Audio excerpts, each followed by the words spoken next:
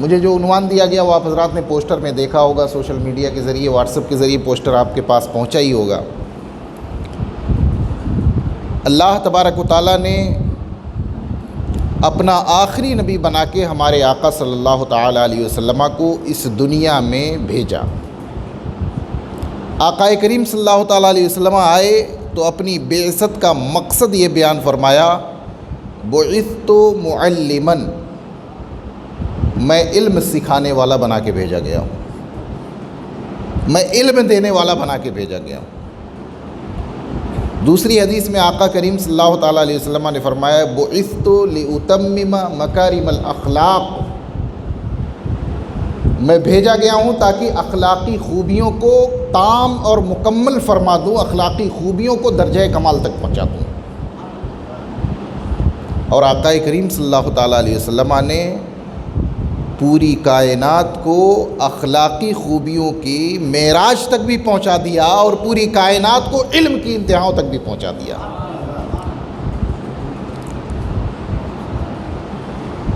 اللہ تبارک و تعالیٰ نے آقا کریم پر ایمان لانے والوں کے لیے قرآن کریم عطا فرمایا، جو مومنوں کے لیے بھی سرچشمہ ہدایت ہے اور پوری انسانیت کے لیے بھی ہدایت کا ذریعہ ہے۔ اور قرآن کے ساتھ ساتھ اللہ تبارک و تعالیٰ نے حدیث رسول عطا فرمائی، جو زبان مصطفیٰ سے کلمات نکلتے تھے، جو بظاہر کلمات مصطفیٰ تھے مگر حقیقت میں وہ بھی رب تبارک و تعالیٰ کی جانب سے وحی ہوا کرتے تھے۔ زبان مصطفیٰ کی اور وہی خداوند قدوس کی، قرآن و سنت اللہ تبارک و تعالیٰ نے عطا فرمایا۔ اب آپ مسلمان ہیں، ہم مسلمان ہیں، دنیا بھر کے سارے مسلمان کہتے ہیں کہ جو کچھ ہے سب قرآن و سنت میں ہے، اس سے باہر مسلمان کو جانے کی ضرورت نہیں ہے، ہم بھی کہتے ہیں۔ لیکن آپ مجھے ایک بات بتائیں، دنیا میں دو طرح کے علم پائے جاتے ہیں۔ کچھ علم ایسے ہوتے ہیں جو کسی منزل کے لیے وسیلہ ہوتے ہیں۔ آپ اگر سمجھنے کے لیے بیٹھے ہوں گے تو میں سمجھانے کے لیے آپ کے پاس آیا ہوں۔ کسی منزل تک پہنچنے کے لیے، کسی علم تک پہنچنے کے لیے، کسی چیز تک پہنچنے کے لیے وسیلہ اور ذریعہ ہوتے ہیں۔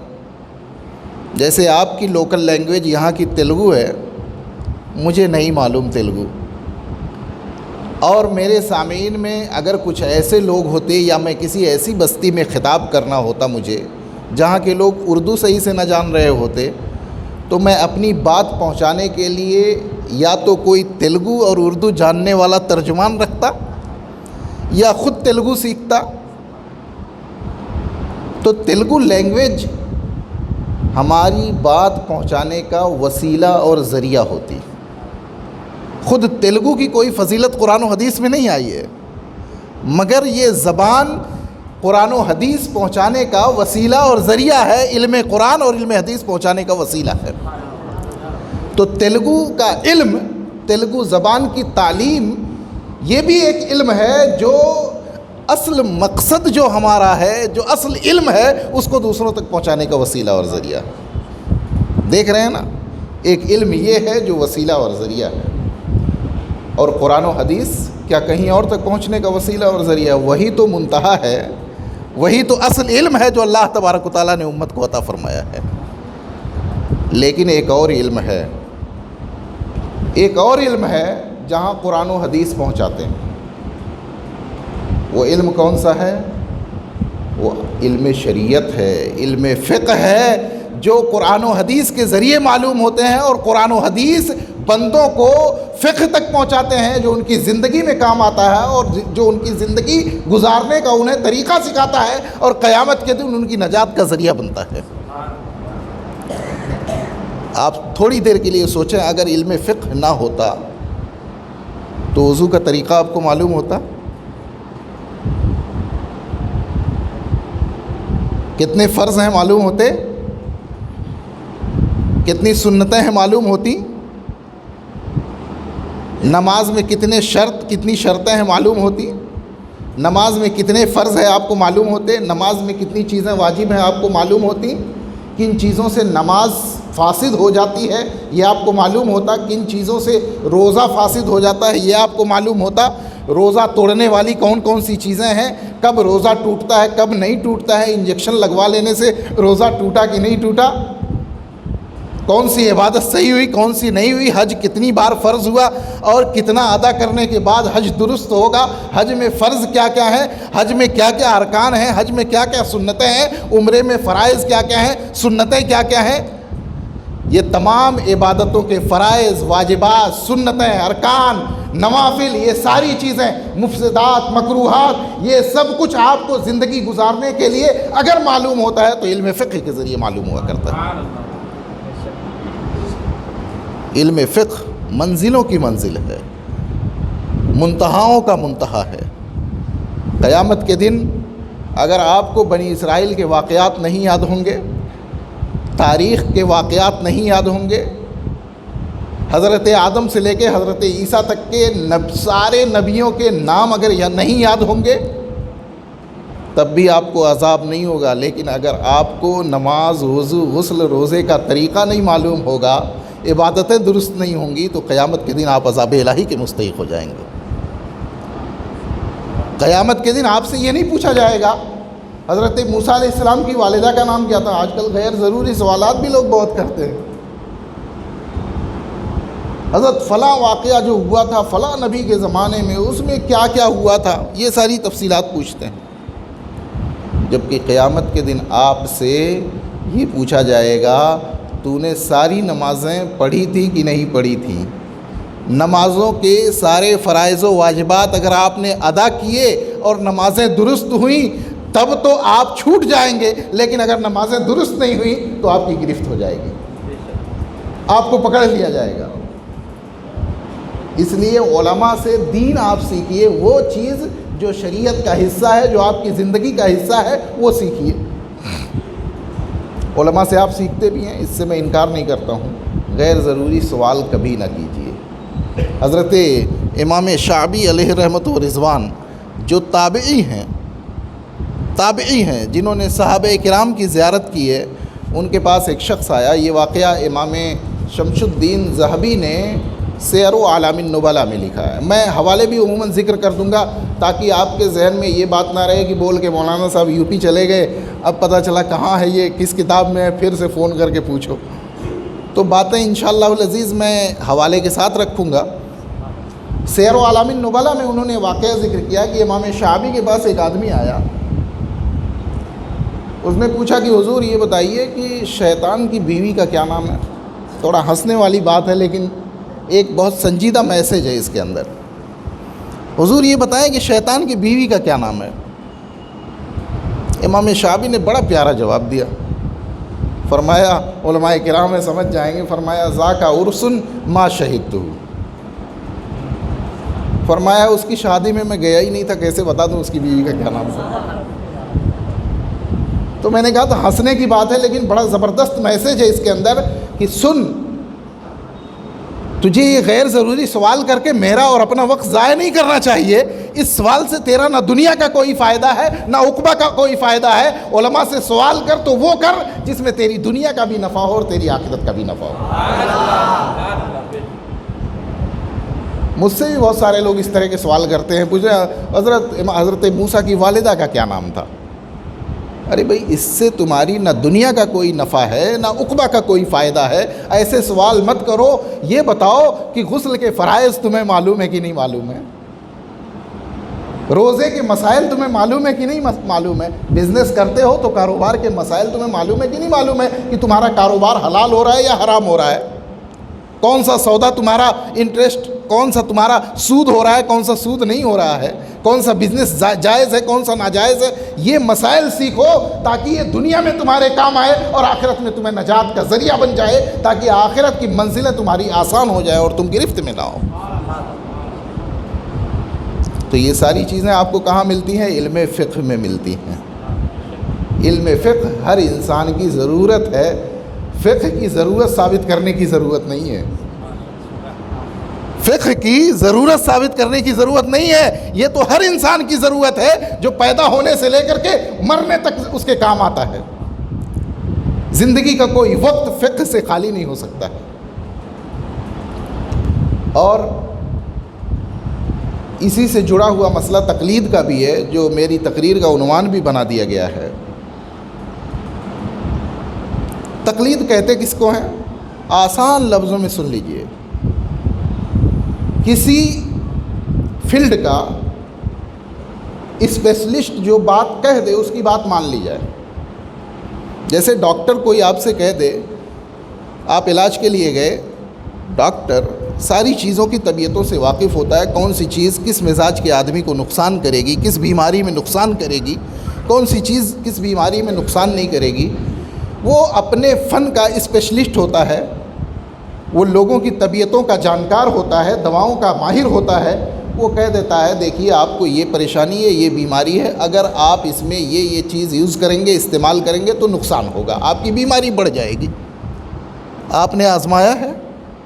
آپ نے خود پڑھا ہے؟ نہیں نا، میڈیکل سائنس آپ نے نہیں پڑھی، مگر اس کی بات مان لیتے ہیں کہ نہیں مان لیتے ہیں؟ گھر پہ آتے ہیں کہتے ہیں نا ڈاکٹر نے منع کیا یہ چیز نہیں کھا سکتے۔ اللہ تبارک و تعالیٰ چیزوں میں تاثیر پیدا کرتا ہے۔ شوگر پیشنٹ کو شکر نقصان کر رہی ہے، اس کی شوگر بڑھ جا رہی ہے، یہ بھی خدا کی پیدا کی ہوئی تاثیر ہے۔ خدا چاہے تو آدمی کتنی بھی شکر کھا لے، اگر خدا چاہے تو شکر نقصان ہی نہیں کرے گی۔ خدا نے تاثیر پیدا کی ہے۔ زہر کے اندر تاثیر ہے کہ وہ ہلاک کر دیتا ہے، لیکن خدا چاہے تو اسی زہر میں ہلاکت کی جو تاثیر ہے وہ ختم فرما دے۔ حضرت خالد بن ولید رضی اللہ تعالیٰ عنہ نے دعا پڑھ کے زہر بھی کھا لیا تو نقصان نہیں ہوا۔ ان کا ایمان اتنا مضبوط تھا صحابی رسول کا کہ نقصان دہ چیز بھی تناول فرما لی تو کوئی نقصان نہیں ہوا۔ یہ خدا کی قدرت ہے، جس چیز میں جو چاہے اثر باقی رکھے، جو چاہے اثر ختم فرما دے۔ لیکن اس کے باوجود آپ مومن ہیں، خدا پہ ایمان رکھتے ہیں، اس کے باوجود آنکھ بند کر کے ڈاکٹر کی بات مان لیتے ہیں کہ ڈاکٹر نے کہا ہے نقصان کرے گی تو نقصان کرے گی۔ تو کسی فن کا جو اسپیشلسٹ ہوتا ہے اس کی بات کو بنا دلیل و ثبوت پوچھے مان لینے کا نام ہی تقلید ہے۔ آپ نے ثبوت نہیں مانگا، ڈاکٹر صاحب کیا ثبوت ہے کہ دہی کھانے سے نقصان ہوگا؟ کیا ثبوت ہے کہ ٹھنڈا پانی یوز کرنے سے نقصان ہوگا ہمیں؟ اب پتہ چلا وہ پورا فلسفہ، پوری فلسفی آپ کو سمجھائے کہ اس طرح سے ٹھنڈا پانی آپ کو ان بیماریوں میں نقصان پہنچائے گا، اس لیے آپ کو گرم پانی پینا پڑے گا۔ آپ پوچھتے نہیں ہیں، بس ڈاکٹر نے منع کر دیا، میڈیکل سائنس اس سے روکتی ہے، آپ مان جاتے ہیں۔ یہ بلا دلیل آنکھ بند کر کے ان کی بات آپ مان رہے ہیں۔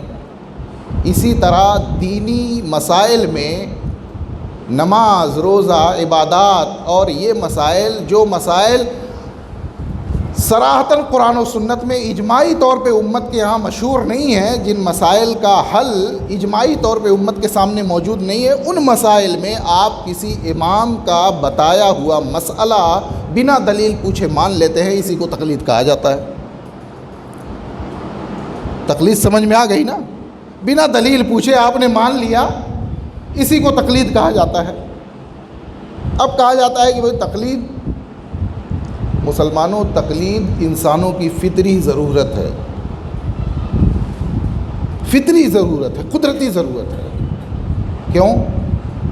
کیونکہ قرآن اور حدیث میں ہماری زندگی میں طہارت سے لے کر کے وراثت تک، یعنی مرنے تک، فقہ کے جتنے ابواب ہیں یہ سارے مسائل قرآن و حدیث میں ایک ایک کر کے کلیئر اور واضح طور پہ نہیں بیان کیے گئے۔ ہزاروں مسئلے آپ کی زندگی میں ایسے پیش آتے ہیں جن کا حل آپ کو قرآن میں نہیں نظر آئے گا، جن کا حل آپ کو حدیث میں نہیں نظر آئے گا۔ وہ کہاں ملے گا؟ وہ علماء حدیث کے پاس، علماء قرآن کے پاس، یعنی فقہائے کرام کے پاس ملے گا، جو قرآن و حدیث کے عالم ہوا کرتے ہیں۔ انہیں کے پاس آپ کو حل ملے گا، ان کے علاوہ کہیں آپ کو حل نہیں مل سکتا ہے۔ ابھی مولانا عبد القدیر صاحب نے بیان کیا نوٹ کا مسئلہ، میں ایک مثال آپ کو پیش کرتا ہوں، میں ساری گفتگو کروں گا، آپ دھیان سے سنیے گا۔ نوٹ کا مسئلہ آج سے 125 سال پہلے جب نوٹ دنیا میں رائج ہوئی، کرنسی نوٹ، تو پوری دنیا کے علماء کے سامنے ایک چیلنج آ گیا کہ ابھی تک تو سکے تھے، سونے کے یا چاندی کے سکے چلتے تھے. سونا چاندی دولت ہے، اس میں کوئی شبہ نہیں ہے. پیدائشی طور پہ اللہ تبارک و تعالیٰ نے اسے مال بنایا ہے، کوئی دقت نہیں ہے. یا دوسرے دھاتوں کے سکے تھے تو وہ بھی مال ہی تھا، اس میں کوئی شبہ نہیں تھا. لیکن کرنسی نوٹ تو ایک کاغذ کا ٹکڑا ہوتا ہے، اس کی تو کوئی حیثیت نہیں ہے. بس گورنمنٹ اس کو ایشو کر دیتی ہے، اس پہ گورنر کی مہر ہوتی ہے، گورنمنٹ کی جانب سے مہر ہوتی ہے، یہی چیز ہوتی ہے اس کے اندر. اب یہ کیا ہے، مال ہے کہ نہیں ہے، اور یہ کسی کے پاس آئے تو زکوٰۃ ہوگی کہ نہیں ہوگی، کیا حکم ہوگا، اس کو لینا دینا جائز ہوگا کہ نہیں جائز ہوگا. میں بلا مبالغہ کہتا ہوں، جتنے فرقے مسلمانوں میں پائے جاتے ہیں جو اس وقت موجود تھے، چاہے جس فرقے کے لوگ ہوں، کسی فرقے کا کوئی عالم اس مسئلے کا حل نہیں پیش کر پایا. اگر حل دنیا کے سامنے پیش کیا تو 1323 ہجری میں وہی بریلی کا بندہ حج کرنے گیا تھا، اسی نے علماء مکہ کے سوال پہ حل پیش فرمایا، جو خود بھی مقلد تھا، خود بھی تقلید کا پابند تھا اور دنیا کو بھی تقلید کی تعلیم دیتا تھا. اس نے حل پیش کیا کہ کرنسی نوٹ بھی مال ہے اور اس کے ساتھ مال جیسا ہی برتاؤ ہوگا. جس طرح سونا چاندی مال ہے، اسی طرح کرنسی نوٹ بھی مال ہے اور اس کی حیثیت بھی مال ہی کی ہوا کرتی ہے. حل کس نے پیش کیا کرنسی نوٹ کا؟ مقلد عالم دین نے، جو تقلید کا خود بھی پابند اور دنیا کو بھی تقلید ہی سکھا رہا تھا. نئے نئے مسائل ہمیشہ پیش آتے رہتے ہیں. فقہ اور تقلید کے ماہر جو علماء ہیں، وہ اصولوں کی روشنی میں سارے مسائل کا حل دنیا کے سامنے پیش کر دیتے ہیں. لیکن جو تقلید کا انکار کر دیتے ہیں، ہم انہیں یہ گفتگو بہت نرمی کے ساتھ ان سے کرتے ہیں کہ آپ نوٹ کے مسئلے کا حل قرآن و سنت سے، قیامت تک کا آپ کو موقع ہے، آپ ڈائریکٹ حل کر کے دکھا دیجئے. یہ کوئی چیلنج کی بات نہیں ہے، میں گفتگو اور افہام و تفہیم کے طور پہ کہتا ہوں. بہت سارے لوگ کہتے ہیں کہ فقہ کی کیا ضرورت، تقلید کی کیا ضرورت، سب کچھ قرآن میں ہے تو ڈائریکٹ قرآن و حدیث سے ہم کیوں نہ مسائل نکال لیں. ایسا ہی ایک سوال آیا تھا امام شمس الدین ذہبی کے زمانے میں.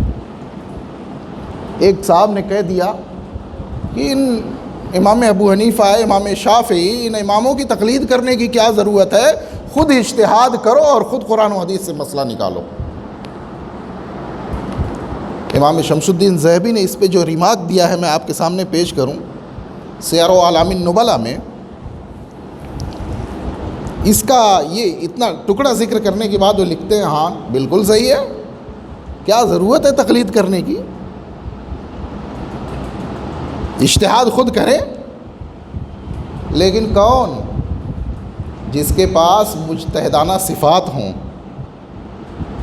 اجتہاد کرنے کے لائق جس کے پاس علم ہو، وہ اجتہاد کرے، وہ اجتہاد کا دعویٰ کرے جو قرآن کریم کی ایک ایک آیت کا عالم دین ہو، قرآن کریم کی تمام قراتوں کا عالم ہو. تفصیل میں اس کی بتا رہا ہوں، یہ سارے جملے ان کے نہیں ہیں، میں وضاحت کرنا چاہ رہا ہوں. انہوں نے اجتہاد کی شرطوں پہ بات کی ہے کہ جو اجتہاد کر سکتا ہو وہ اجتہاد کرے، اور اجتہاد کی شرطیں کیا ہیں؟ جو قرآن کریم کے تمام قراتوں کا عالم ہو، تمام وجوہ تفسیر کا عالم ہو، تمام ناسخ و منسوخ کا عالم ہو، قرآن کریم کی کن کن آیتوں سے کون کون سا مسئلہ ثابت ہوتا ہے اس کی نظروں میں ہو، عربی زبان کے تمام استعمالات اس کی نگاہوں میں ہوں، عربی زبان کی ہر طریقے کا کس زبان میں، عربی کے کس قبیلے، عرب کے کس قبیلے میں کون سا لفظ کس معنی میں استعمال ہوتا ہے، قرآن کے کس کلمے سے کون کون سا معنی ثابت ہوتا ہے، سنت رسول میں، حدیث میں کون صحیح ہے، کون حسن ہے، کون ضعیف ہے، کون ناسخ ہے، کون منسوخ ہے، ان ساری چیزوں کا جس کے پاس علم ہو، مشکل، خفی، ظاہر، نص، مفسر، محکم، ان ساری چیزوں کی تفصیلات جس کو معلوم ہو، جس کو اجتہاد کی ساری شرطیں معلوم ہو، وہ اجتہاد کرے. اور جس کے پاس یہ نہ ہو، اب علامہ ذہبی کا جملہ سنو، فرماتے ہیں جس کے پاس یہ نہیں ہے تو وہ کس بنیاد پہ اجتہاد کرے گا؟ فرماتے ہیں جس نے پورا قرآن یاد کر لیا یا آدھا ادھورا قرآن یاد کر لیا، حافظ قرآن بن گیا، کیا وہ اجتہاد کرے گا؟ کیا وہ اجتہاد کرے گا؟ فرماتے ہیں من حفظ القرآن کلہ او اکثرہ یجتہد، جس نے پورا قرآن یاد کر لیا وہ اجتہاد کرے گا. صرف حافظ قرآن ہونے سے اجتہاد کا دروازہ کھل جاتا ہے، اجتہاد کا اختیار مل جاتا ہے؟ کیا وہ اجتہاد کرے گا؟ کس بیس پہ اپنی بات کہے گا؟ اعلیٰ ما یقول، کس بنیاد پہ اپنی بات وہ کہے گا؟ بلکہ وہ فرماتے ہیں کہ یہ اجتہاد ایک پرواز ہے جو انسان کو انتہاؤں تک لے کے جاتی ہے. وہ کس بنیاد پہ پرواز کرے گا جب اس کے پاس پنکھ ہی نہیں ہے, وہ اڑنے کی طاقت ہی نہیں رکھتا ہے, وہ کس بنیاد پہ پرواز کرے گا؟ کہہ دینا بڑا آسان ہے. امام ابن رجب حنبلی رحمۃ اللہ تعالیٰ علیہ, میں آج کے عالموں کا نام نہیں لوں گا چونکہ یہ تقلید کا جھگڑا جو ہے نا 150-200 سال سے پیدا ہوا, اس لیے 150-200 سال کے ادھر کے عالموں کا میں نام نہیں لوں گا, ورنہ آپ کہیں گے کہ حضرت یہ تو آپس کی بات ہے, وہی لوگ جھگڑا کر رہے ہیں, انہیں کو آپ ثبوت میں پیش کر رہے ہیں. نعرہ تکبیر، اللہ اکبر، نعرہ تکبیر، اللہ اکبر، نعرہ رسالت یا رسول اللہ، نعرہ رسالت یا رسول اللہ، علماء اہل سنت زندہ باد. امام ابن رجب حنبلی رحمۃ اللہ تعالیٰ علیہ کی 2 کتابیں ہیں, آپ میں سے جو صاحبان علم ہوں, عربی جانتے ہوں, وہ یہ دونوں کتابیں بڑی باریکی سے پڑھ لیں, یا اگر اردو ترجمہ ان کا مارکیٹ میں ملتا ہو تو اسے پڑھ لیں. فضل و علم السلف علی الخلف, حافظ ابن رجب حنبلی رحمۃ اللہ تعالیٰ علیہ 795 ہجری میں ان کی وفات ہوئی ہے. میں تاریخ بھی بتاتا چلوں, وقت کم ہے, مختصر سی باتیں سمیٹ کے میں آپ کے سامنے رکھ دوں گا.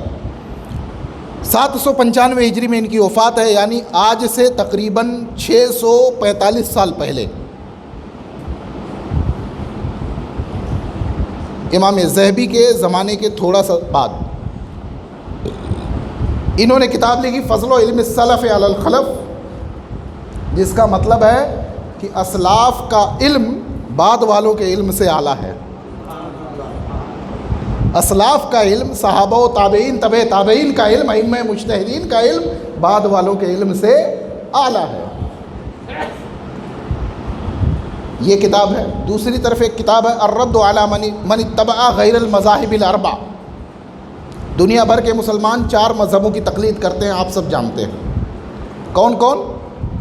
حنفی مذہب, شافعی مذہب, مالکی مذہب, حنبلی مذہب. آپ کے ساؤتھ میں کیرلا میں شافعی حضرات پائے جاتے ہیں, یہاں بھی شاید حیدرآباد میں بھی ہوں گے کچھ شافعی حضرات ہوں گے, غالباً کچھ حنبلی حضرات بھی ہیں تھوڑے سے. اچھا ماشاء اللہ, عوض بن باہیال صاحب شافعی ہیں ماشاء اللہ. دنیا بھر کے مسلمان حنفی ہیں یا شافعی ہیں یا مالکی ہیں یا حنبلی ہیں, سارے خوش عقیدہ مسلمان انہی 4 مذہبوں میں جڑے ہوئے ہیں, سمائے ہوئے ہیں.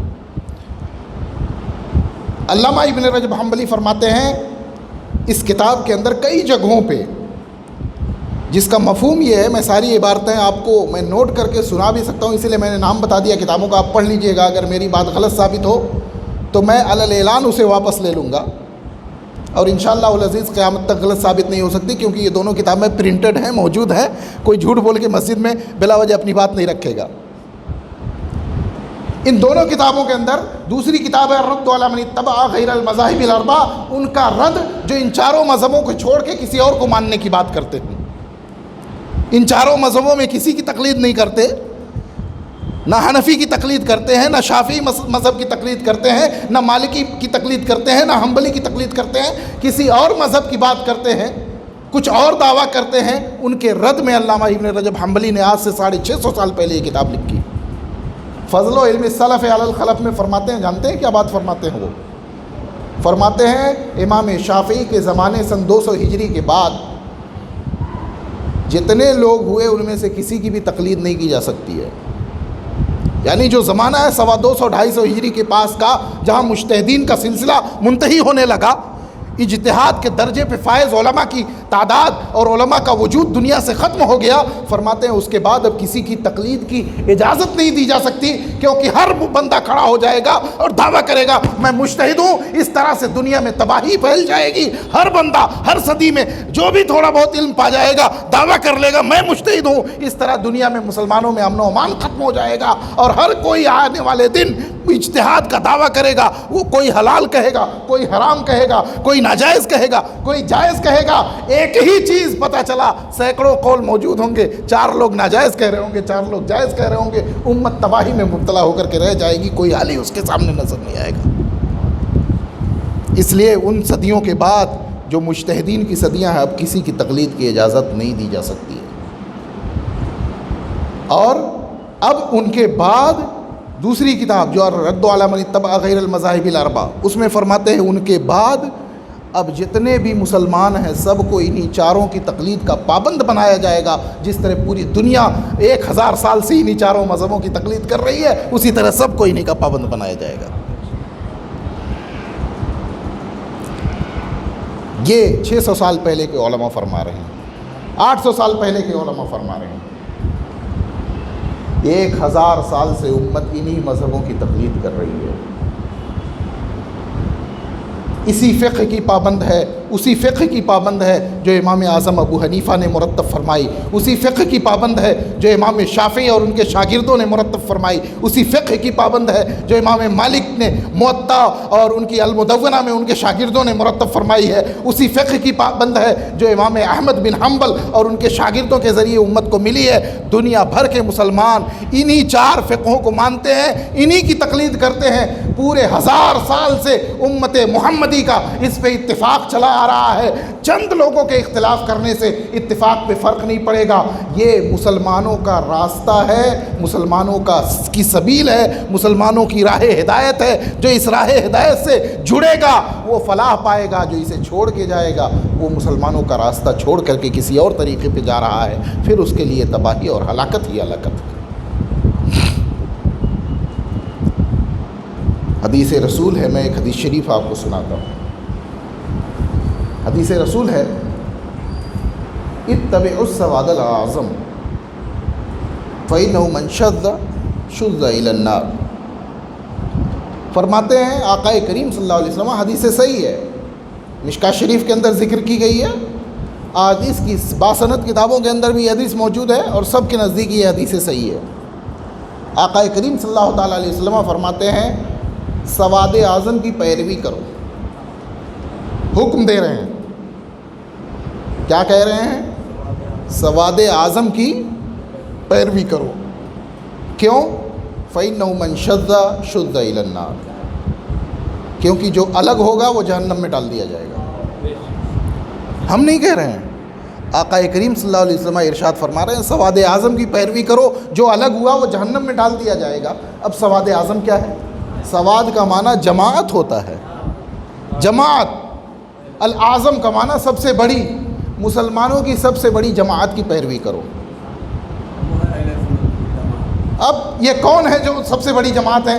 آپ 1000 سال کی تاریخ اٹھا کر کے دیکھ لیں، 1200 سال کی تاریخ اٹھا کے دیکھ لیں، بلکہ میں دعویٰ کرتا ہوں 1400 سال کی تاریخ اٹھا کے دیکھ لیں، تقلید کرنے والے جو مقلدین ہیں، اہل سنت ہیں، وہی ہے اس امت کا سواد اعظم ہے، وہی سب سے بڑی جماعت ہے۔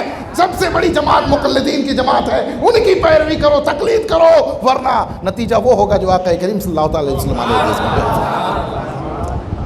نعرہ تکبیر، اللہ اکبر، نعرہ رسالت، یا رسول اللہ، علماء اہل سنت زندہ باد، علماء اہل سنت زندہ باد۔ بات ایک آتی ہے کہ ہم فقہ کو کیوں مانیں، تقلید کیوں کریں امام اعظم کی، وہ تو 150 سال کے بعد ہوئے۔ امام شافعی کی بات کیوں مانیں، وہ تو 200 سال کے بعد ہوئے۔ اس کا مطلب تقلید جو ہے دین میں بعد میں پیدا کی گئی، پہلے نہیں تھی۔ قرآن و سنت پہ عمل کرو جیسے صحابہ کرتے تھے۔ میرے پیارے مسلمان بھائی، میں آپ کو سچائی بتاؤں، صحابہ کے زمانے میں بھی تقلید ہوتی تھی۔ صحابہ کے، حضور کے زمانے میں تقلید کی ضرورت نہیں تھی، کیونکہ حضور صاحب شریعت ہیں، ان کا ارشاد ہی دلیل ہے۔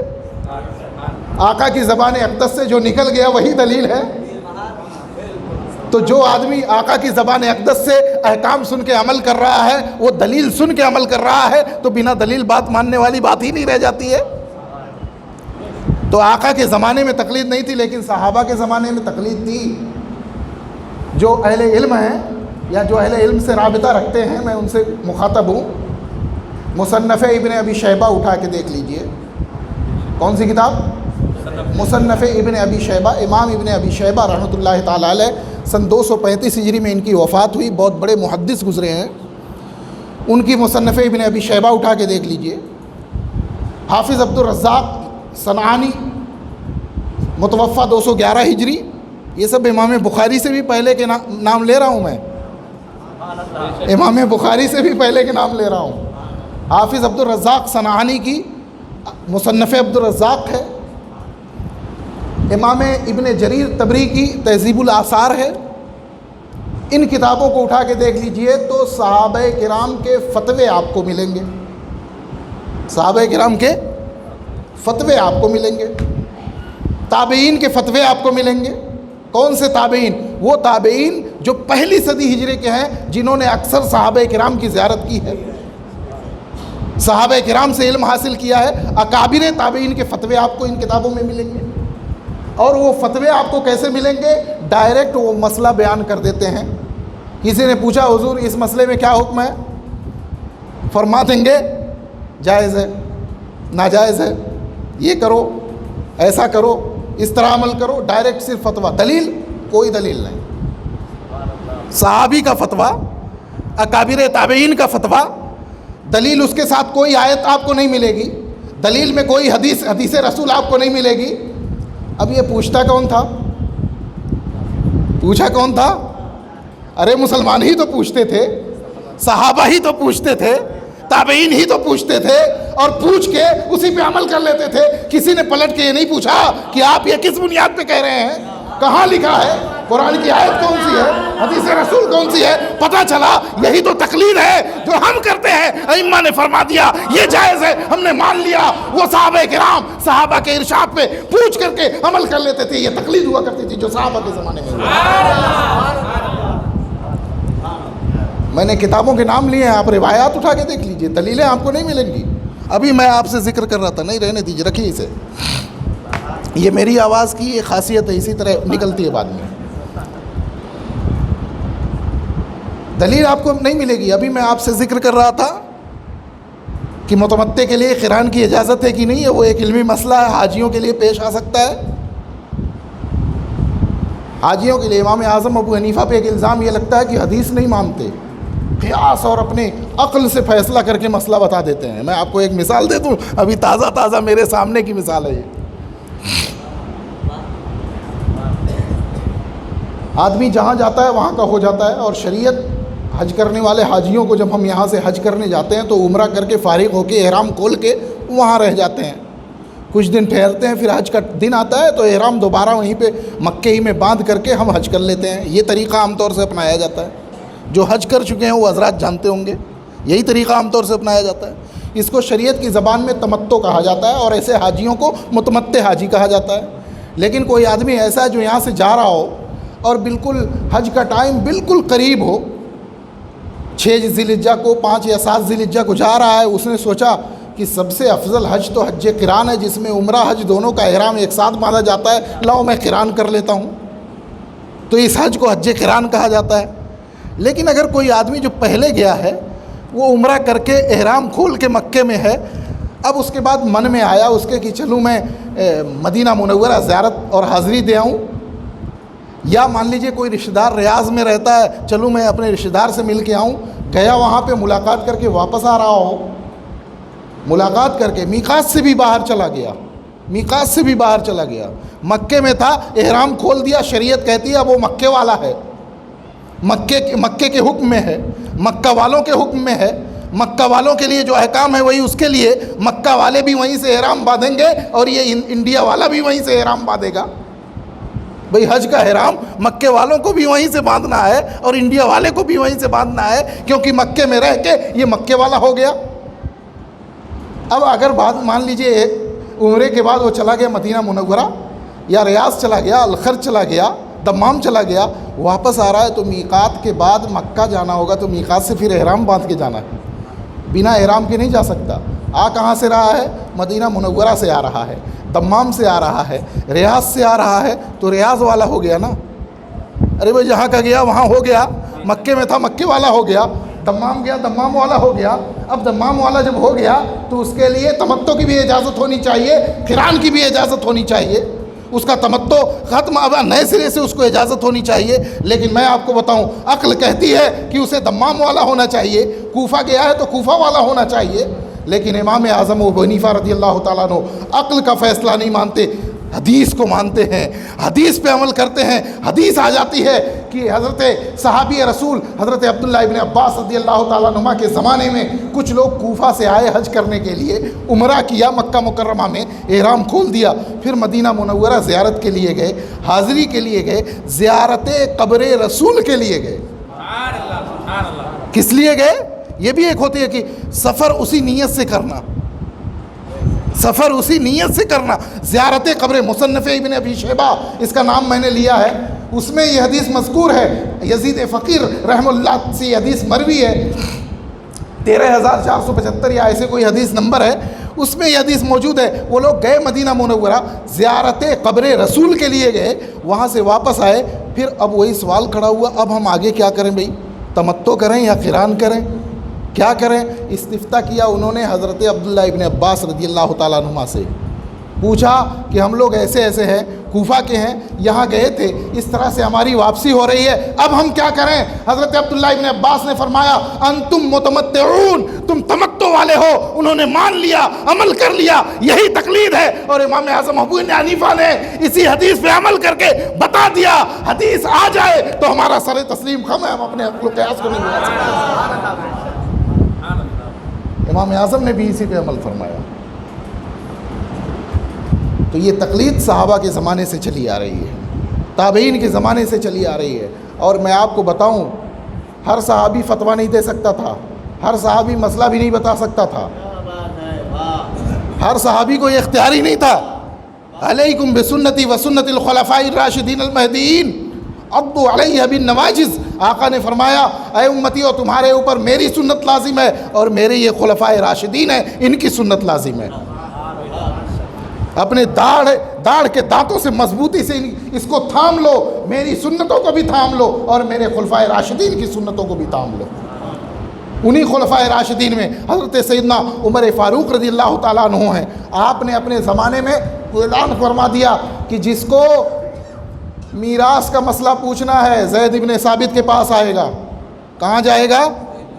زید بن ثابت کے پاس۔ یہ نہیں کہا کہ قرآن میں حل کرے گا، حدیث میں تلاش کرے گا۔ آدمی کی بات ماننے کے کہہ رہے ہیں کہ نہیں کہہ رہے ہیں؟ عالم کی تقلید کرنے کا حکم دے رہے ہیں کہ نہیں دے رہے ہیں؟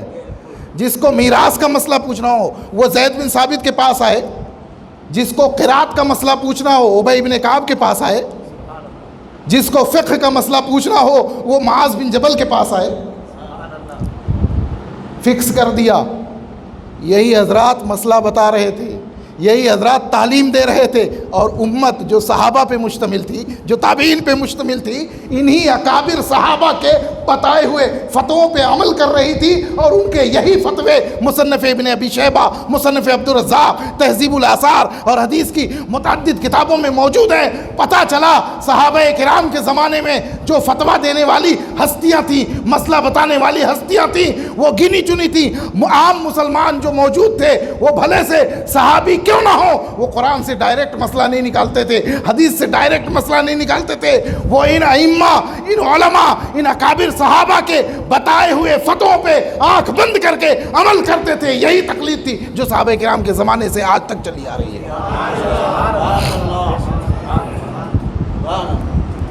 میں اپنے کسی سنی عالم کا نام لوں تو آپ کہیں گے کہ سنی عالم کا کیوں نام لیتے ہیں؟ وہ نام لیجئے جو سب کو تسلیم ہو۔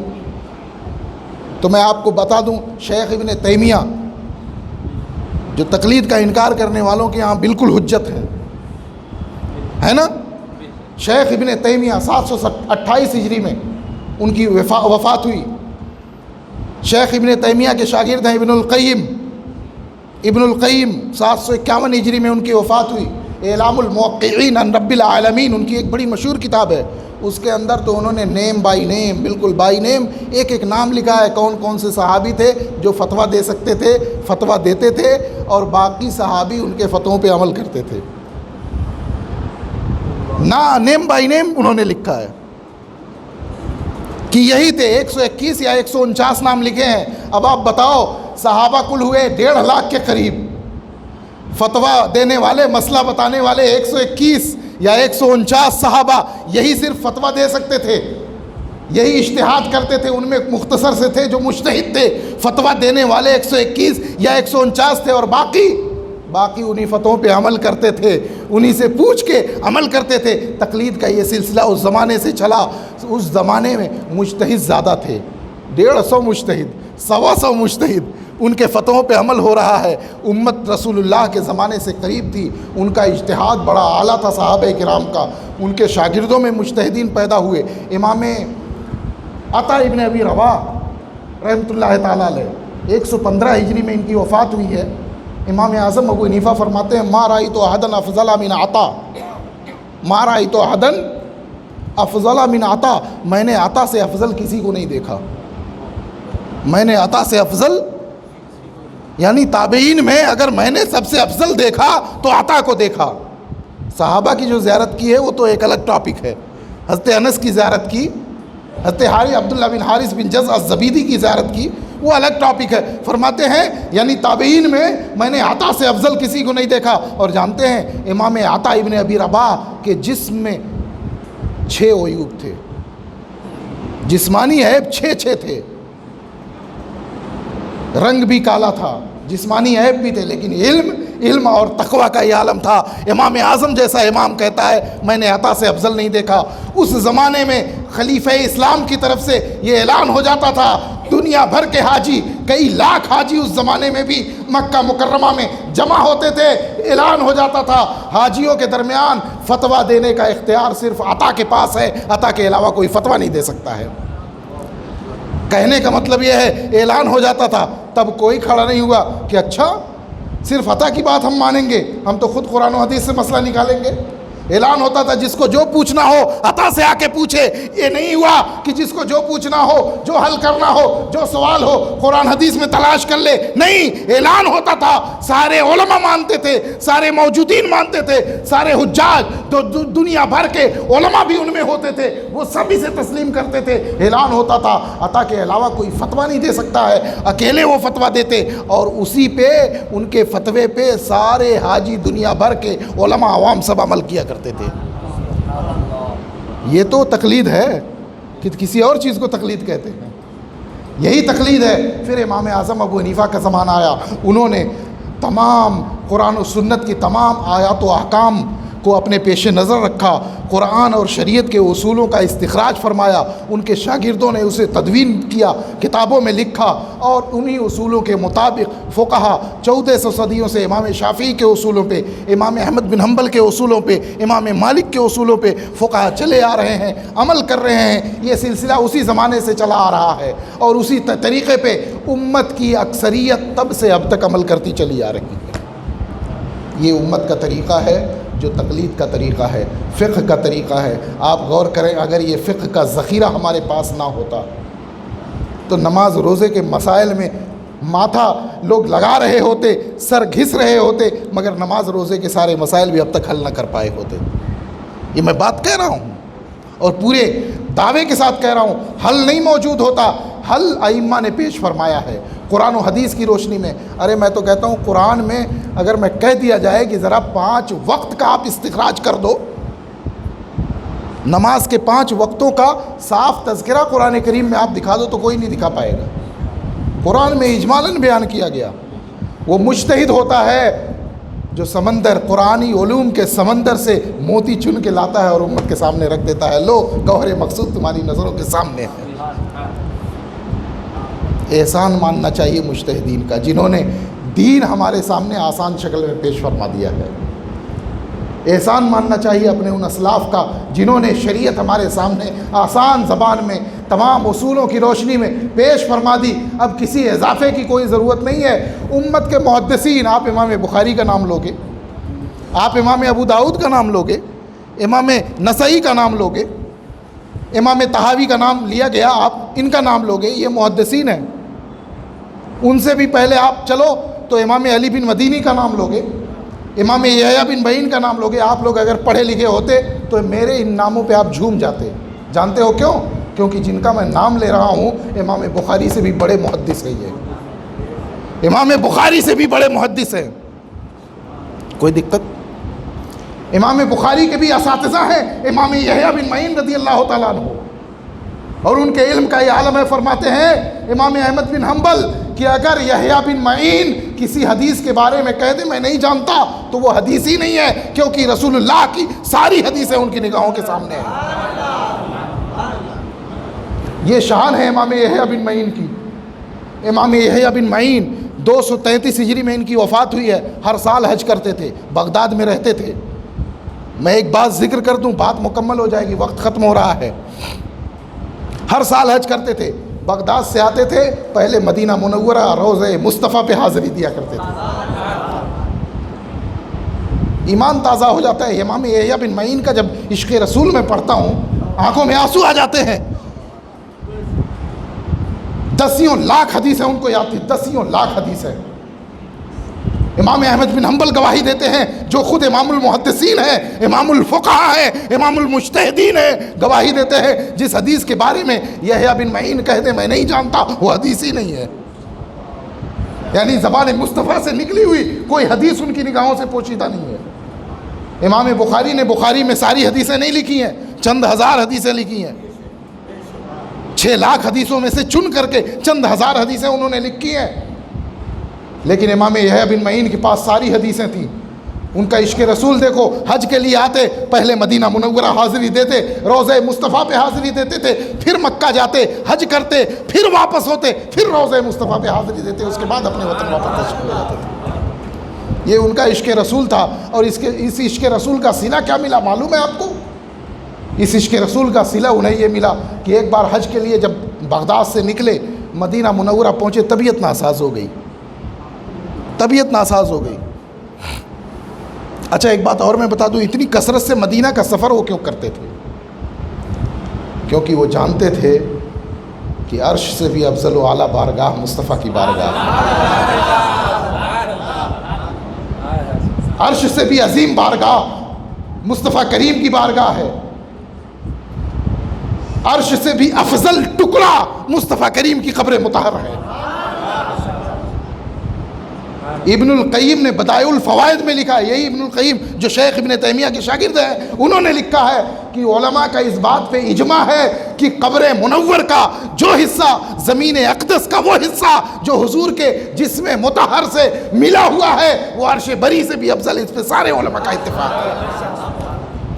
اس لیے وہ روضہ مصطفیٰ پہ حاضر ہوا کرتے تھے، ہر بار حاضری دیتے تھے۔ فرماتے ہیں لَسَفْرَةٌ إِلَى الْمَدِينَةِ أَحَبُّ إِلَيَّ مِن 100 طواف۔ اللہ اللہ ایمان تازہ ہو جائے گا۔ امام یحییٰ بن معین 233 ہجری میں، امام المحدثین، 10 لاکھ حدیثوں کے حافظ، امام بخاری، امام احمد بن حنبل، ان ائمہ کے امام استاذ، فرماتے ہیں مدینے کا ایک سفر میرے نزدیک 200 طوافوں سے بھی زیادہ محبوب ہے جو خانہ کعبہ کے گرد لگائے جاتے ہیں۔ آج کا کوئی آدمی کہتے کہیں گے مشرک ہو گیا ہے۔ فرماتے ہیں مدینے کا ایک حاضری، لَسَفْرَةٌ إِلَى الْمَدِينَةِ أَحَبُّ إِلَيَّ مِن 100 طواف، 200 طواف، ایک طواف میں 7 پھیرے خانہ کعبہ کے گرد لگائے جاتے ہیں، 1400 پھیرے ہو گئے۔ فرماتے ہیں خانہ کعبہ کے گرد 1400 پھیرے کوئی لگائے، میرے نزدیک مصطفیٰ کی بارگاہ کی ایک حاضری اس 1400 پھیرے سے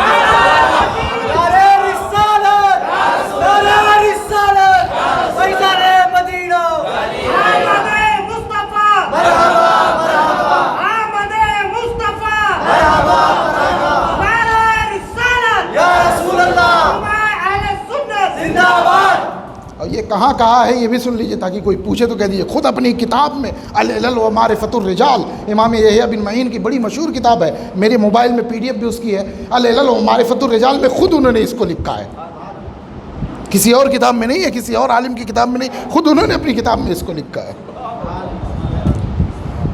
اس عشق مصطفیٰ اور حدیث رسول سے عشق کا انعام یہ ملا جانتے ہو، جب مدینہ منورہ حاضر ہوئے آخری بار، وہیں طبیعت ناساز ہوئی، وہیں وصال ہو گیا، مدینہ منورہ میں وصال ہو گیا۔ اور وصال کے بعد جانتے ہو کیا ہوا؟ جس نے زندگی بھر حدیث کی خدمت کی، حدیث رسول کی خدمت کی، اس کو انعام یہ ملا کہ خاندان بنو ہاشم میں وہ تخت مبارک محفوظ تھا جس تخت مبارک پہ رسول کریم سید عالم صلی اللہ علیہ وسلم کے دنیا سے تشریف لے جانے کے بعد جس مبارک تخت پہ آپ کو غسل دیا تھا مولا علی نے اور صحابہ نے، وہ تخت مبارک موجود تھا۔ بنو ہاشم اکٹھا ہوئے، مشورہ کیا کہ ہمارے نانا کے حدیث پاک کے سب سے بڑے خادم یہ تھے، ان کو یہ شرط دیا جائے کہ اسی تخت کو نکالا جائے اور ان کو بھی غسل اسی تخت کو دیا جائے۔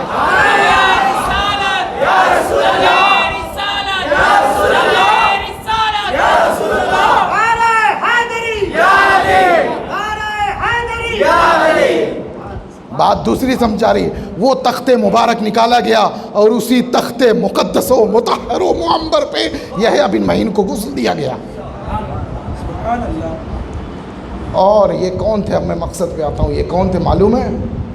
امام ابو حنیفہ کے مقلد تھے، امام ابو حنیفہ کے مقلد تھے، 10 لاکھ سے زیادہ حدیثوں کا حافظ، بخاری، امام بخاری کا استاذ، امام احمد بن حنبل کا استاذ، جس کی نظر سے کوئی حدیث رسول پوشیدہ نہیں، فرماتے ہیں ان کا ارشاد سیر و اعلام النبلاء کے اندر، تہذیب الکمال کے اندر، یہ بڑی مشہور کتابیں اسماء الرجال کی ہیں، تہذیب الکمال کے اندر امام ابو الحجاج المزی رحمۃ اللہ تعالیٰ علیہ 742 ہجری میں ان کی وفات ہوئی ہے، ان کا یہ ارشاد نقل کرتے ہیں امام ابو حنیفہ کے تعارف میں، فرماتے ہیں ہم خدا کی بارگاہ میں جھوٹ بول کے نہیں جائیں گے۔ امام یحییٰ بن معین فرماتے ہیں جھوٹ بول کے نہیں جائیں گے، خدا کا معاملہ ہے، دین کا معاملہ ہے، ہم خدا کی بارگاہ میں جھوٹ بول کے نہیں جائیں گے۔ ہم نے امام اعظم ابو حنیفہ کی رائے کو، ان کے قول کو سچ پایا، اس لیے ان کی ہم نے تقلید کی ہے۔ یہ آج کا 10 حدیثوں کا حافظ نہیں کوئی کہہ رہا ہے، 10 لاکھ حدیثوں سے زیادہ حافظ یحییٰ بن معین کہہ رہے ہیں، جو امام ابو حنیفہ کے مقلد تھے، ان کی تقلید کرتے تھے۔ وہ جب وہ مقلد ہیں، صرف وہی نہیں مسلمانوں، ان سے بھی پہلے چلو تو امام وکی بن جراح، وہ شیخ المحدثین ہیں اپنے زمانے میں، 197 ہجری میں ان کی وفات ہوئی۔ امام یحییٰ بن سعید القطان رحمۃ اللہ تعالیٰ علیہ، جو 198 ہجری میں وفات ہوئی، وہ بھی شیخ المحدثین ہیں، امام المحدثین ہیں، ان کی وفات ہوئی۔ وہ بھی اس کے علاوہ امام سفیان بن عیینہ رحمۃ اللہ تعالیٰ علیہ، جن کی 198 ہجری میں وفات ہوئی، وہ بھی اس کے علاوہ امام عبداللہ ابن مبارک، جو فرماتے ہیں، جن کے بارے میں سوال ہوا تھا ایک بار کہ حضرت امیر معاویہ افضل ہیں یا حضرت عمر بن عبدالعزیز افضل ہیں، تو انہوں نے فرمایا تھا کہ حضور کی بارگاہ میں رہ کے جہاد کرتے ہوئے معاویہ کے گھوڑے کی ناک میں جو دھول پہنچی ہے، وہ دھول بھی عمر بن عبدالعزیز سے افضل ہے۔ تو وہ امام عبداللہ ابن مبارک 181 ہجری میں ان کی وفات ہوئی، امام اعظم کے وہ بھی شاگرد، یہ سارے ائمہ امام المحدثین ہیں اپنے زمانے میں، یہ سب امام ابو حنیفہ کے مقلد تھے، یہ سب امام ابو حنیفہ کے مقلد تھے، ان کی تقلید کرنے والے یہ ائمہ ہیں۔ بتاؤ، جب یہ ائمہ محدثین، جو دیکھو امام عبداللہ ابن مبارک ہیں، امام یحییٰ بن معین ہیں، امام یحییٰ بن سعید القطان ہیں، امام سفیان بن عیینہ ہیں۔ امام سفیان بن عیینہ جانتے ہو کیا کہتے ہیں؟ آج بہت دعویٰ کیا جاتا ہے ہم حدیث پہ عمل کریں گے، آؤ حدیث کی طرف، آؤ قرآن کی طرف، ڈائریکٹ ہم قرآن پہ عمل کریں گے۔ امام سفیان بن عیینہ فرماتے ہیں الحدیث مضلۃ الا للفقہاء، فرماتے ہیں، دیکھیے میرا وقت ختم ہو گیا ہے، آخری بات میں عرض کروں گا۔ امام سفیان بن عیینہ کون ہے؟ سن لو، 107 ہجری میں ولادت ہوئی، 198 ہجری میں وفات ہوئی، 91 سال کی عمر میں۔ ائمہ محدثین میں جو اسماء الرجال کے ماہرین ہیں، علم جرح و تعدیل کے جو ائمہ ہیں، جو امام بخاری سے بھی پہلے کے ائمہ ہیں اور بڑے جلیل القدر ائمہ ہیں، ان میں سے ہیں۔ فرماتے ہیں الحدیث مضلۃ الا للفقہاء، ان کا یہ ارشاد امام ابن ابی زید القیروانی نے الجامع کے اندر نقل کیا ہے، 318 میں ان کی وفات ہوئی ہے۔ امام قاضی عیاض نے، جن کی 544 ہجری میں وفات ہوئی ہے، انہوں نے، قاضی عیاض نے ترتیب المدارک کے اندر ان کا یہ ارشاد نقل کیا ہے، فرماتے ہیں الحدیث مضلۃ الا للفقہاء، فقہاء کے علاوہ دنیا میں جتنے لوگ ہیں وہ حدیثوں کے ذریعے گمراہ ہو جائیں گے۔ یعنی خود اگر حدیثوں سے مسائل نکالنا چاہیں گے تو گمراہ ہو جائیں گے۔ حدیثوں سے مسائل کے موتی نکالنا یہ فقیہوں کا کام ہے، فقیہوں کے علاوہ کوئی اور یہ کام نہیں کر سکتا۔ مجتہد جو ہوگا، جو فقیہ ہوگا، وہی حدیثوں سے مسائل نکال سکتا ہے۔ کیسے؟ جیسے قرآن کے بارے میں اللہ نے فرما دیا یضل بہ کثیرا ویہدی بہ کثیرا، اللہ اسی قرآن کے ذریعے بہتوں کو ہدایت بھی دیتا ہے اور بہتوں کو گمراہ بھی کر دیتا ہے۔ قرآن ایک ہے، ان ھذا القرآن یہدی للتی ہی اقوم، یہی قرآن سب سے سیدھے راستے کی ہدایت بھی دیتا ہے۔ لیکن اسی قرآن کے بارے میں، اسی قرآن میں آیا ہوا ہے کہ اسی قرآن کے ذریعے اللہ بہتوں کو ہدایت بھی دیتا ہے اور بہتوں کو گمراہ بھی کر دیتا ہے۔ بہتوں کو ہدایت بھی دیتا ہے اور بہتوں کو گمراہ بھی کر دیتا ہے۔ امام ابن حجر حیثمی مکی فتاوی حدیثیہ میں فرماتے ہیں قرآن بھی وحی الہی ہے اور حدیث بھی وحی الہی ہے۔ جو شان قرآن کی ہے وہ شان حدیث کی ہے۔ کوئی اگر قرآن سے ڈائریکٹ قرآن سے مسائل کا استخراج کرنا چاہے گا، کسی فقیہ و مجتہد پہ بھروسہ نہیں کرے گا تو خود بھی گمراہ ہوگا۔ اسی طرح حدیث سے بھی اگر کوئی خود مسائل نکال کے عمل کرنا چاہے گا تو خود وہ گمراہ ہوگا اور دوسروں کو بھی گمراہ کر دے گا۔ اس لیے ائمہ پہ اعتماد کرو، جیسے 1000 سال 1200 سال سے امت اعتماد کر رہی ہے، آپ بھی اعتماد کرو۔ آپ سے یہ یاد رکھو 1000 سالہ تاریخ ہے، 1200 سالہ تاریخ ہے، کیا یہ مان سکتے ہو کہ امام بخاری جو خود شافعی تھے، امام بخاری اور صاحب امام بخاری شافعی تھے، یہ آپ کے لیے بھی شرف کی بات ہے کہ امام بخاری امام شافعی، جانتے ہو کیسے شافعی تھے؟ امام بخاری نے فقہ سیکھی تھی، علم فقہ سیکھا تھا امام حمیدی سے، جن کی وفات 219 ہجری میں ہوئی ہے۔ امام حمیدی ان سے سیکھی، امام حمیدی کے شاگرد تھے فقہ میں، اور امام حمیدی شاگرد تھے امام محمد بن ادریس شافعی رحمۃ اللہ تعالیٰ علیہ کے۔ امام شافعی کے وہ شاگرد تھے، ایک واسطے سے امام بخاری بھی شافعی تھے۔ ائمہ محدثین پورا 600 سال تک، ہزاروں سال سے سارے محدثین مقلد، سارے فقہا مقلد، سارے اولیاء مقلد۔ خواجہ بندہ نواز آپ کے دکن میں ہیں، یوسفین رضی اللہ تعالیٰ عنہما آپ کے حیدرآباد میں ہیں، اور ائمہ کرام، اولیاء کرام، صالحین، بزرگان دین، جس کا بھی نام لو پوری امت مقلد۔ کیا یہ سوچتے ہو کہ یہ سب شرک کرنے والے تھے، یہ سب جہنم میں جانے والے؟ معاذ اللہ، اگر یہ غلط راستے پہ ہے تو خدا کی قسم کوئی پھر جنت بھی نہیں جا سکتا اگر یہ لوگ معاذ اللہ کہیں اور چلے جائیں گے۔ ان کا دامن تھام لو، نجات پا جاؤ گے۔ اتبع سبیل من اناب الیہ، میں نے آیت کریمہ پڑھی تھی، اس کی پیروی کرو جس نے میری بارگاہ کی طرف رجوع کیا۔ اور اللہ کی بارگاہ کی طرف رجوع کون کرتا ہے؟ اس کی گواہی امت دیتی ہے، گواہی امت ہی دے گی۔ امت گواہ ہے، امت جس کو مان رہی ہے وہی اللہ کا نیک بندہ ہے، امت جس کو امام مان رہی ہے وہی اللہ کے ہاں معتبر ہے، امت جس کو اپنا پیشوا مان رہی ہے وہی عند اللہ پیشوا ہے، امت جس کو ولی مان رہی ہے وہی عند اللہ ولی ہے۔ کیوں؟ وَكَذَلِكَ جَعَلْنَاكُمْ أُمَّةً وَسَطًا لِتَكُونُوا شُهَدَاءَ عَلَى النَّاسِ، ہم نے تم کو سب سے افضل امت بنایا ہے تاکہ تم لوگوں کے بارے میں گواہ ہو جاؤ، لوگوں کے تم گواہ ہو۔ امت 1000 سال سے تقلید کر رہی ہے، 1200 سال سے تقلید کر رہی ہے۔ امام اعظم کا زمانہ 1250 سال ہو گیا، بلکہ 1300 سال ہو گیا۔ 1300 سال سے امت تقلید کر رہی ہے ان ائمہ کی، 1250 سال سے تقلید کر رہی ہے۔ یہ مومنین کا راستہ ہے۔ وَمَن يُشَاقِقِ الرَّسُولَ مِن بَعْدِ مَا تَبَيَّنَ لَهُ الْهُدَىٰ وَيَتَّبِعْ غَيْرَ سَبِيلِ الْمُؤْمِنِينَ نُوَلِّهِ مَا تَوَلَّىٰ وَنُصْلِهِ جَهَنَّمَ وَسَاءَتْ مَصِيرًا۔ جو مومنوں کا راستہ، مفہوم بتا دوں، ترجمہ قرآن کریم میں دیکھ لینا، جو مومنوں کا راستہ چھوڑ کر کے کسی اور راستے پہ جائے گا، ہم اودھے منہ اسی راستے پہ اس کو گرا دیں گے اور جہنم میں اس کو ڈال دیں گے، اور جہنم میں اس کو۔ اب بتاؤ مومنین کا راستہ تقلید ہے یا نہیں ہے؟ مومنین کا راستہ فقہا پہ اعتماد ہے کہ نہیں ہے؟ 1300 سالوں سے مومنین کا راستہ ہے کہ فقیہوں پہ اعتماد کرو، تقلید کرو، اور یاد رکھو آپ بزنس کرتے ہو، آپ کے اندر اتنی صلاحیت نہیں ہے کہ قرآن و حدیث سے خود مسئلہ نکال سکو۔ جو لوگ کہتے ہیں نا ائمہ کی تقلید نہیں کرنا چاہیے، وہ حضرات حقیقت یہ ہے، سچائی یہ ہے کہ وہ امام ابو حنیفہ، امام شافعی، امام مالک، ان کی تقلید چھوڑا کے 700 سال کے بعد پیدا ہونے والے شیخ ابن تیمیہ کی تقلید کرواتے ہیں، شیخ ابن القیم کی تقلید کرواتے ہیں، اپنے علماء کی تقلید کرواتے ہیں۔ آخر ان کی عوام بھی تو قرآن سے مسئلہ نہیں نکالتی، حدیث سے مسئلہ خود تو نہیں نکالتی، وہ بھی تو پوچھ کے ہی عمل کرتی ہے، وہ بھی تو اپنے علماء سے پوچھ کے ہی عمل کرتے ہیں۔ یہی تو تقلید ہے، خود قرآن سے نہیں نکالا۔ تو یہ کون سا انصاف ہے میرے بھائی کہ آپ امام ابو حنیفہ جو سلف صالحین میں ہیں، امام شافعی جو سلف صالحین میں ہیں، زمانے خیر القرون میں ہیں، ان کی تقلید چھوڑا کر کے 700 سال کے بعد کے اپنے شیوخ کی تقلید کرواؤ، آج کے عالموں کی تقلید کرواؤ۔ یہ انصاف نہیں ہے میرے دوستو، انصاف ہے سلف صالحین کے طریقے پہ رہو، ان کا دامن تھام لو، اسی میں دنیا اور عقبہ کی نجات ہے۔ اور جن کا نام لیتے ہیں لوگ تقلید چھوڑوانے کے لیے، چاہے شیخ ابن تیمیہ ہوں، شیخ ابن القیم ہوں، یہ سب بھی مقلد ہی تھے، تقلید کرنے والے تھے، حنبلی تھے، حنبلی تھے، خود یہ دونوں حنبلی تھے۔ حتیٰ کہ ابن عبد الوہاب نجدی جو تھے، ابن عبد الوہاب نجدی وہابیت کی بنیاد ڈالنے والا،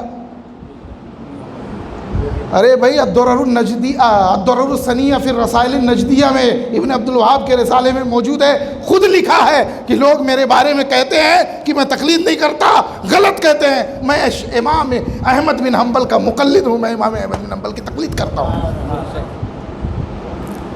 تو یہ تقلید ہے جو سب کرتے چلے آ رہے ہیں۔ ان ائمہ، چاروں ائمہ کی تقلید کریں۔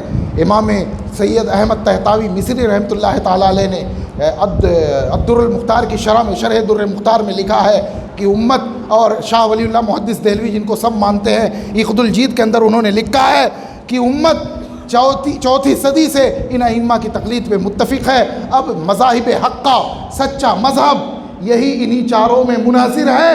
جو اس کے اندر ہے وہ سچے مذہب پہ ہے، جو ان کے باہر ہے وہ نار کے راستے پہ ہے، جہنم کے راستے پہ ہے۔ اللہ تبارک و تعالی ہمیں سچا ایمان نصیب فرمائے، اور ہمیں ائمہ مجتہدین کی وقعت و عظمت کو سمجھنے کی توفیق عطا فرمائے، اور انہی کے دامن کرم سے ہمیں وابستہ رکھے، اور قرآن و حدیث ائمہ مجتہدین کی سمجھ کے مطابق ہمیں سمجھنے کی توفیق عطا فرمائے۔ وآخر دعوانا الحمدللہ رب العالمین۔ بولنے میں کوئی غلطی بھول چکی ہو اللہ تبارک و تعالیٰ معاف فرمائے۔ وما علینا الا البلاغ۔ السلام علیکم ورحمۃ اللہ تعالی وبرکاتہ۔